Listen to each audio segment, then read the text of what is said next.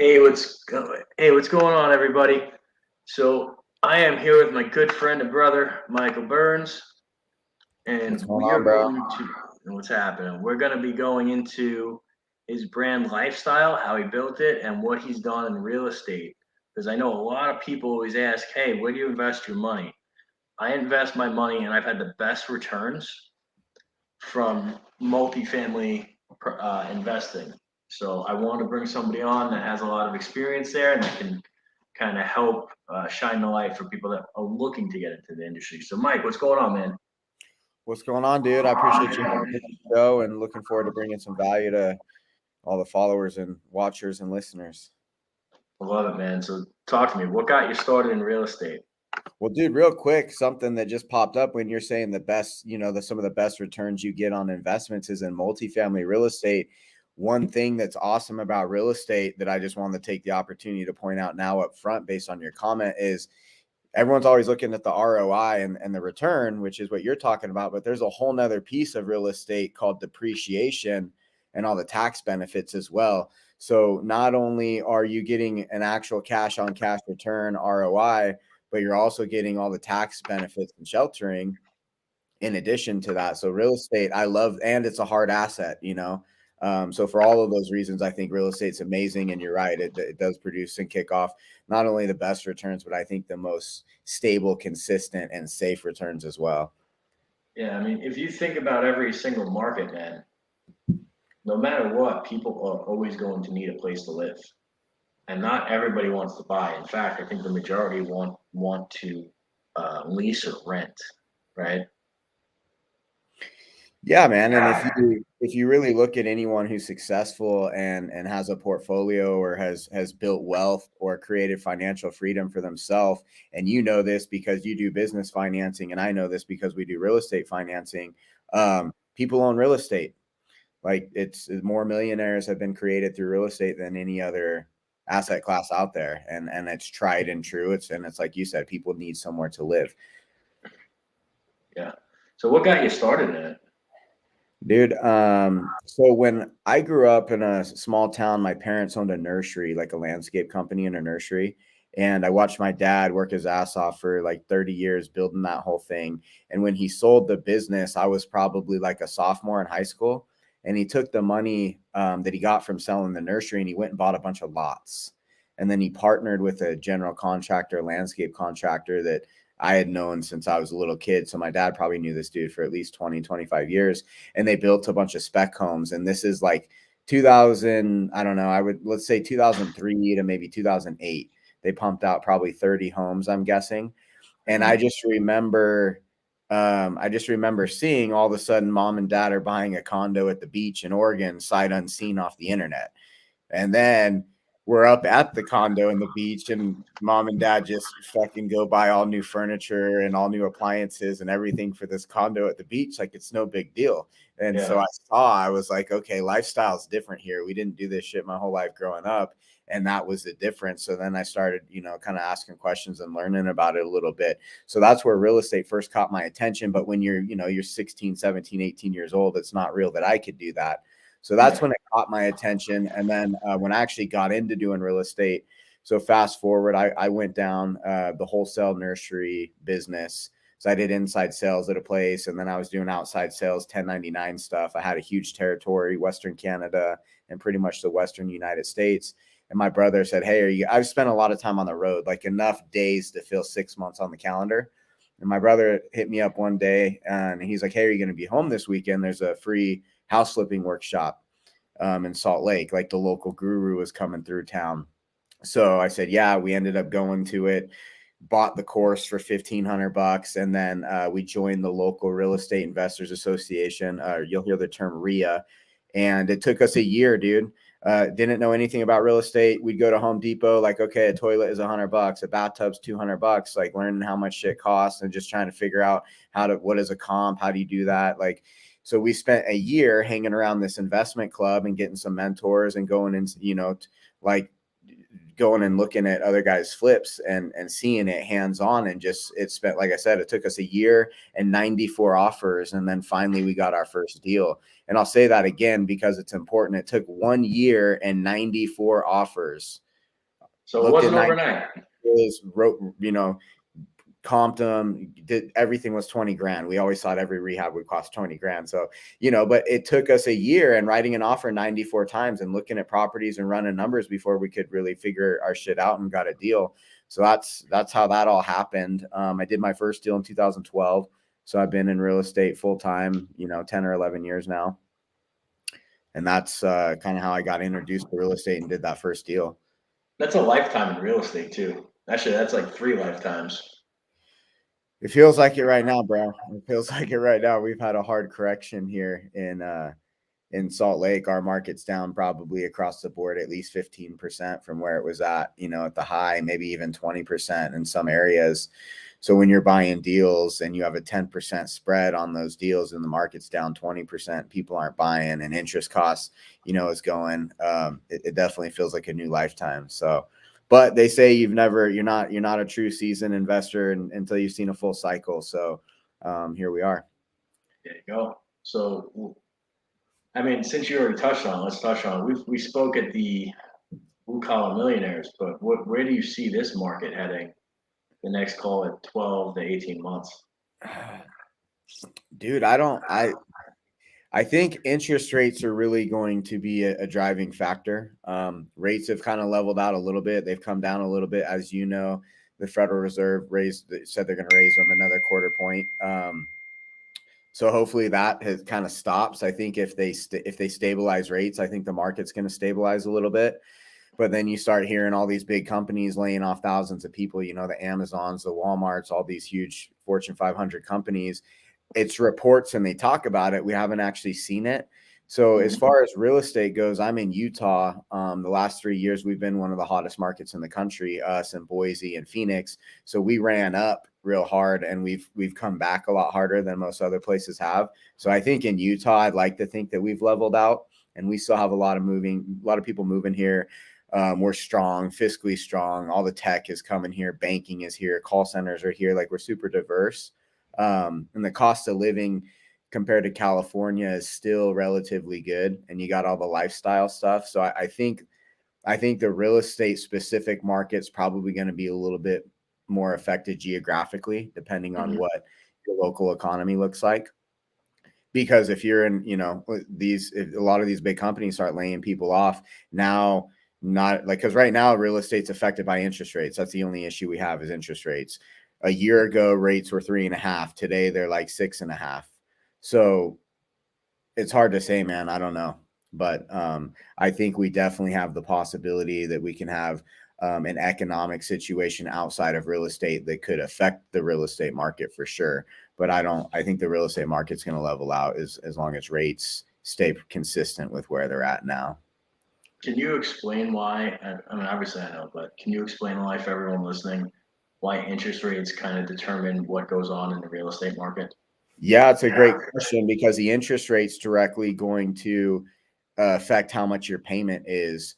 So, and because we have a mortgage company and I do home loans, but everything, how much someone qualifies for is based off of what's called your monthly debt to income ratio. So we pull credit and we take the minimum monthly payment due on any debt that you owe. It doesn't matter how much you owe. Everything is based on the minimum monthly payment. So we're looking at what are the monthly debts tied to your credit report.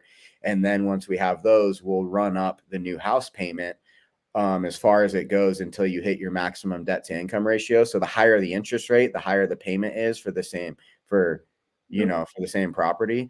So that's just to give a little context. That's how you find out how much you qualify for. Everything is based on the debt to income ratio. So for example, this is a statistic I'm giving you from the middle to late last fall. But last year, a borrower who qualified in February for $500,000, nothing at all changes based on where interest rates were let's just call it October last year. That same borrower at $500,000 now qualified for $335,000. So you've got $165,000 swing in how much someone approves for strictly based on the interest rate changing. So that affects the market a ton, especially if you're in a market where people aren't paying cash or that's not large down payments. So that's why interest rates are so important. because they really drive that debt to income ratio. And you see it too, but in this world, like it's not how it used to be when we grew up. I'm 35 years old. People aren't focused on like how much they're actually paying or what is the interest rate. The only thing people are looking at is what is the monthly payment. That's what I notice. Our society has moved to what's it going to cost me per month. So they don't care if they're buying a $225,000 boat and that's crazy. They care, can I afford the monthly payment? And all our financing is set up around that as well. So I think it's possible, dude, if the market gets different or whatever, I think they roll out a 40-year mortgage because that's the only way they can that's the only way they can combat it. Yep. Or they rates down, which they're not going to do right now. This current guy we have, he's pretty aggressive. Like we've never doubled rates in an 8-month period before. So that's my opinion on it. I feel like that was a little bit of a rant, but hopefully it brings an understanding of how that all works and why it matters. No, I think that really helps, man, because think about it. If you could move your interest rates from 3 to 6, you can afford half the house. Yeah, pretty much. That's it. It's just basic math, and if you don't, like, you have to come out of pocket with this pretty substantial down payment if you still want that $500,000 house. So it does matter a lot, actually. Now, what I love that you've done that a lot of entrepreneurs do not do is you've kind of stayed in your lane, right? So everything with you revolves around the lifestyle brand and the real estate market. So I want you to kind of talk to everybody about how you set that up, how you build your own little ecosystem. And I say little, not as like small business little, just you have your own ecosystem that you've built that revolves around lifestyle that serves the same client, where most entrepreneurs mess up. Instead of figuring out how to serve the same client in multiple different ways, they go and they find another thing to, with a different client base, and they just take away from their focus. So good question, and I don't know that it's necessarily been intentional from the get-go. It's just been this constant evolving process. So I started as a real estate investor or wanting to do flipping houses, and that was in 2011. And then we actually did our first deal in early 2012. I think we sold it in January or February. So it started with flipping houses, and then it's like, well, hey, I should get my real estate license because then I can have access to the MLS and pull comps. Utah's a non-disclosure state. So unless you're an agent, you can't get sold data. Like other states will show you what something sold for on Zillow. For example, we were at that mastermind you and I both spoke at in Florida. You could see the house was listed for 10, but it sold at 7.5 million. You could see the sales price. You can't see that in Utah. So it was really valuable to get my license for the data. But then on top of that, I was able to list my own properties, which is saving me a commission. And then back then, you could buy stuff off the MLS. You could buy deals off the MLS. So I would make a commission buying a deal. So, and then also getting access to the super key. In Utah, you have to be a licensed agent to have access to these special blue electronic key boxes to access listings, and only agents get access to those. So for all of those reasons, I decided to get my real estate license as an investor because it was going to be beneficial there. And then I remember one day I was driving down a main road in Salt Lake, and I saw for sale by owner on a Saturday, and he was having an open house. So I pulled in like I always would, just straight hustling back in the day, how I used to. And I pulled in and was trying to buy the house from this guy, but he's like, hey, that price doesn't work with me. And I said, well, hey, I'm a licensed agent. I could list it for you if you want. And I did it for like 1%, pretty much did it for free. So I took 4% on the listing, paid 3% to the buyer's agent. I took 1% as a listing agent. It was my first listing. I was stoked for it. But I remember when that deal sold and it closed, I got a commission check and I didn't have a dime of my own money on the line. I had zero risk. It didn't take me 3 or 4 months of fixing up a house and dealing with contractors and finding the money to buy a house and do the repairs and go through all the bullshit to sell it. I just got a commission and it was easy, super easy. And that opened my eyes like, okay, well, now I have another tool belt and I have another avenue to make money inside of what I'm already doing. Like I wanted to buy this dude's house so we could flip it, but that didn't work. So I just had another option for him. And that's when the light went off in my head. It's like, oh, I can make commissions and do flips. So then I started doing both of those. And then I joined a team at Century 21 one of the top teams at Century 21 as a buyer's agent. So I could really learn how to be a retail real estate agent. Yeah. And that's one thing I want to point out is I didn't go and try and do it on my own. I knew I wanted to be a producing realtor. So what I did is I went and joined one of the top real estate teams at the #1 office, Century 21, in all of Utah. So what I did is I went and put myself in an environment where the very thing I wanted to do was happening at a really high level. So then I could be in the environment and I could learn the skill set and I could be around it. Because when you want to start doing something, but you're not doing it yet, the best thing you could do to make it real for you is to go put yourself in that environment, because now you're seeing it happen. And then you can start believing like, hey, I can do this shit too. So got the real estate license, it's doing that. And then fast forward to 2015, one of my buddies that I'd met through networking and who closed a lot of mortgages hit me up and he said, hey man, we're closing a ton of refinances right now. I've got more business than we can handle. You can make a ton of money doing mortgages. You want to come join my team? And I said, dude, I'm flipping houses. I just got this real estate stuff going.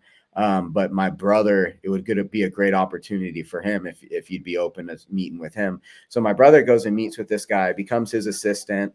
And this guy's putting out like, 20, 30, 40, 50 loans a month. Like it was serious volume. And my little brother is different than me. He's not naturally extroverted, a sales guy and all of that.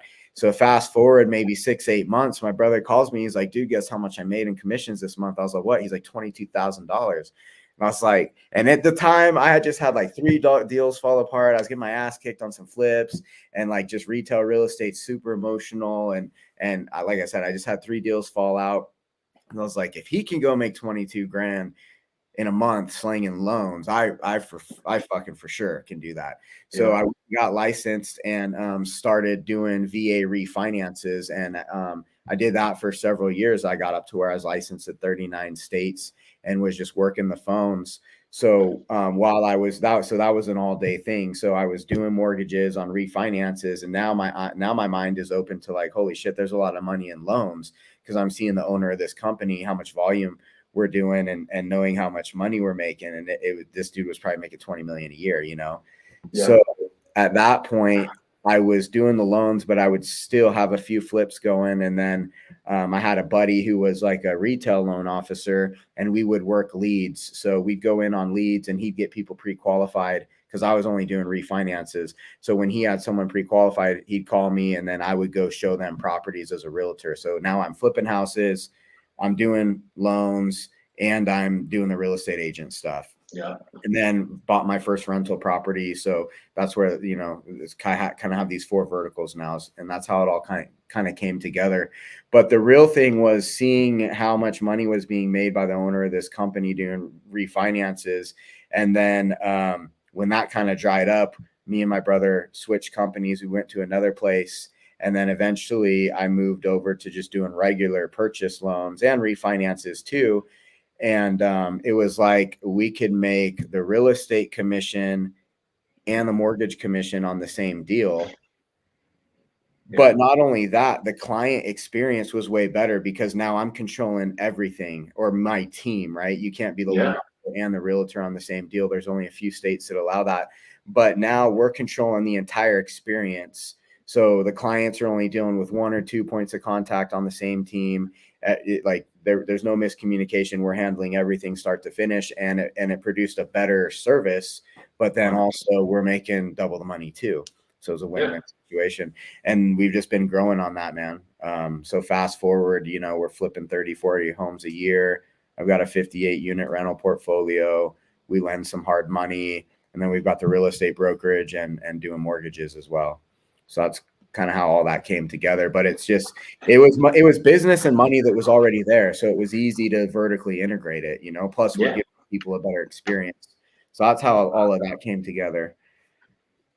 Dude, that's solid, man. I wish more people would just pay attention to that last part that you just went through, because that's where all the value is, right? Serve the same client at a higher level. And it's time too, like I got the flipping thing down, and then I got the retail real estate thing down, but then I had the option to come in and do mortgages, but I acknowledged that would be too much. I wouldn't be able to do the other things. And I was just getting steam going as a real estate agent doing a couple deals a month. So I didn't want to abandon that. And I think this is another thing that's important too, is you got to keep your main thing, right? And always, and even fast forward to today, I make the bulk of my money as an investor, and I started as an investor, but like if you get something going, and I see a lot of people do that, especially in these masterminds and different stuff we're in, they get going on something and then they get shiny paper syndrome and they start looking at other shit and they let their main gig fall apart. And I've been guilty to, especially this last year, a little bit slipping with just buying deals and not doing due diligence the way we should. And it's biting me super hard. And it's because I took my eye off of my main thing. So I'd really like to kind of make that point to the audience listening, like keep the main thing, the main thing. 100%. People get easily distracted with hopes that it's going to be easy and it's going to be quick money somewhere else. And I've been guilty of that too. Bro, and we talked about it in Florida last week, but every time I've tried to make quick money and chase quick money, I the only thing I did quick was fucking lose money. Yep. That's the truth. There's a reason you should just focus on one or two things. Like that whole thing, the average millionaire has 7 streams of income is complete bullshit. Yeah. Most millionaires got really good at one thing and then invested in other things passively. And I probably only have a 50% hit rate, if that, on those other investments. Yeah. Well, I mean, and all the people who are, I don't think millionaire is a big deal anymore. Maybe you start talking about tens of millions, right? And then correct. You're exactly right. They made their money in one thing, and then you take that money and you keep investing it in your business and investing it in your business. And that's what I've done for 10 years, just rolling it. And then when you have a good bankroll and other opportunities pop up, then it makes sense to place money into it. But I would really encourage you, if you're going to do that. And what I've learned the hard way is, number one, don't invest in anything that you don't know or understand. And the other thing is if you're investing, you better be really fucking confident in that operator, and they better be really good at what they're doing. And you're going to want to make sure that's their main thing that they're doing. Like you're not investing in on a side hustle that they're also is their side hustle as well. Because like you said, shit's going to go wrong. Way more things are going to go wrong than right when you're trying to get rolling on things. And don't invest money that you can't lose. Yep. I love it. When you invest, understand what's worst case scenario and how do you exit. All right. Yeah. And with investments too, you also, because right now everything's down, stock market's down, crypto's down, real estate's down. I think an important thing too is like it's only a loss when it's realized. Yep. It's only a loss when it's realized, meaning you sell it at the loss and then you actually realize the loss. But if stuff's down, that's part of investing too. You have to have a mental mindset around it to be able to ride the up and the down. 100%. I love it. All right. So let's talk a little bit more about what are some of the biggest mistakes that you've made in real estate and building your companies. Biggest mistakes? Top 3. Like we could be here forever with me, So I think the first and foremost biggest mistake and lesson regarding real estate specifically, but it applies to business in general, and I talked about this when I spoke last week with you, is you cannot be emotional in business or especially real estate or a deal, because I don't know anyone that's made emotional decisions that ended up being good. I'm sure it happens sometimes, but you cannot be emotional in real estate. For example, my second flip that my brother and I ever did, we lost 58. We lost 48,500 on it. We pretty much lost 50 G's. And on our third deal, we lost like 12 grand. On our fourth deal, we broke even. And our fifth deal, we maybe made 10 grand. So I took heavy losses early on. And the reason for that is because I was emotional about it and I wouldn't drop the price. And I was emotional about like blowing a wall out and listening to feedback, because I didn't know. You don't know what you don't know when you're young. But I think experience comes into play too. But you cannot be emotional, because shit's going to go wrong in business and in real estate. And if you're emotionally tied to it, you're going to make poor decisions, which are only going to hurt you more in the long run. So for example, that deal that we lost 50 grand on, if I could go back and be in that same exact deal in that same scenario, and have not been emotional and made non-emotional decisions, I bet we would have made 10 or 15, maybe 20 grand on that deal, or at least broke even for sure. Yeah. Because you don't know what you don't know. And then along with not being emotional, I think the other thing is you really have to be honest with yourself, especially in real estate, because you want to do a deal, right? And I'm talking specifically about investing, but it's real easy to make a deal look like on paper, make a deal look like a deal on paper, and to fudge the numbers, like say the comps say something's worth 400,000. It's really easy to be like, oh, well, if we do a good job, I bet we could get 410 for it, 405, maybe 420. The market's going up. Things are good, low inventory. I bet we could sell more for it. And then at the same time, maybe your rehab budget is 60 G's and you're sit there and say, yeah, but I bet we could get it done for, 50 to 55. We could do this and that. Maybe we'll do a few things ourselves. So now you're bullshitting your value here. Yeah. And then you're undercutting your bid here. So like this spread that it looks like you just made on paper is bullshit. And here's the thing, like if things go the way that you initially thought, you sold it for 400 and you did spend 60, you're here, right? But if you have anything go wrong, which is for sure going to happen, you go over budget, now you're here. Now you're here. And it doesn't sell for 400, it sells for 390. Now you're here. So that deal that you thought had 30 grand in it is now upside down 10 because that's how the numbers work. But if you're not honest with yourself and you're not a disciplined investor, like that shit will happen. And ask me how I know, because I fucking did it a lot of times. I mean, I've flipped several hundred homes, and even deals that I have right now, because the market was strong, I did exactly what I just said. Maybe not the rehab part, but the ARV and the value part, it's like, oh, this and that. And so really it comes down to speculation. Don't do that. Like go off of what's real today, not what do I think in the future. And I would say the third biggest lesson would be the people that you're working with, and the people around you and the team that's around you. Like integrity matters, and it's important, and you need to like and trust the people you're working with. So whether that's the contractor that you're working with, the title rep, your lenders, whoever it is that's involved, like I would really put emphasis on the relationships that you're doing, with the people you're doing business with. Doesn't mean you need to have friends, but my bestest of friends have actually come through business or business settings. Like, for example, I joined Arete, and you fast forward almost 4 years later, and me and you are doing this thing right here. We've done business. I've referred you a ton of business. We're speaking at events together.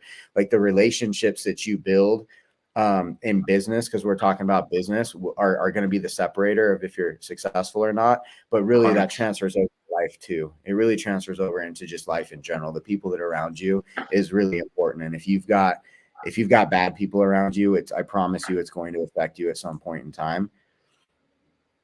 Always does, man. Because if you have people that don't have the same goals as you, they're going to try to, bring you down or hold you back, even if it's not intentional, right? So you want to be around, like you said, people that have built what you want to build, people that have done what you want to do, and people that will push you and hold you accountable and not listen to the bullshit. Hey, I didn't have the time, Yeah, and even more importantly than that is, I would say, people who are in alignment with your core values and what you're about, both professionally and business, because your core values should be the same in your work life and your professional life. But if people don't share your same core values, then why are you even doing it? 100%, dude. Brother, that was a masterclass in about 38 minutes. That was awesome. Let me ask you this. If people want to find you, where can they find you? Instagram at michael.burns, BURNZ. Tons of content every day, reels coming out every day. Facebook, Mr. Michael Burns. And then I've got a podcast, Build a Lifestyle podcast. And it's just about building a lifestyle, so we're talking about business and money, family, relationships, health and fitness, spiritual and self-development, and then just fun and your overall experience, like, because we're all sitting here wanting to be successful and make money, but it's because of the things that it's going to allow us to do, which is the way that we're going to experience life and everything that it has to offer. I love it, man. I Well, thank you so much for coming on, joining us. Appreciate you, brother, truly. Yeah, dude. One other thing I want to add too, and maybe you could say it's a plug because that's what I do with my homies. But one thing that's super important in business, and the only thing that's allowed me to get to where we're doing the volume that we are, is you have to have access to money. You have to. So for me, my relationships and raising the private money, I started with hard money lenders, and then you get private money lenders, and that's who funds a big chunk of all of our projects. But in addition to that, we've got business lines of credit and SBA loans and a lot of different business financing stuff out there. And, you know, you help me get $750,000, and that helps me out tremendously with my deal flow and my ability to be fluid and be able to do deals because I've got that capital. So that's one other thing too, I would say, to add to your thing is the best time to raise money or the best time to get access to money is when you don't need it. 100%. So, you know, be working on relationships, whether it's private investors that are going to invest money in your deals or a guy like Jonathan in integrated business financing who know all these awesome programs that are a good fit for you and your business, and you can get funding. And it is a plug because, dude, you got me 750 fucking grand, and that makes a difference in my business. It really does. So, like, thank you for that. Thank you, brother. Appreciate you. So, Okay. yeah, man. Just here to be on Team Do Good, and I want to see people winning, and I want to see people doing well. And small business, like Andy says from Arte, you know, small business is the backbone of this country, and I know that's why you're so supportive of it, and it's a passion of yours. But the small business owners really do set the culture and the tone and the temperature for our country. So take that shit seriously and operate on core values and go build a culture because it matters and it changes lives. 100%. Well said, brother. Well, dude, I appreciate you having me on the show, dude. Thank you. I'm definitely going to have you back because I do want you to go over core values and spiritual side. So that'll be a whole nother episode. I intentionally avoided that here because of how long and how dedicated I want that to be. Well, I appreciate it, dude. I'm here to be a resource. Appreciate you, brother. Take care. Okay, later, homie.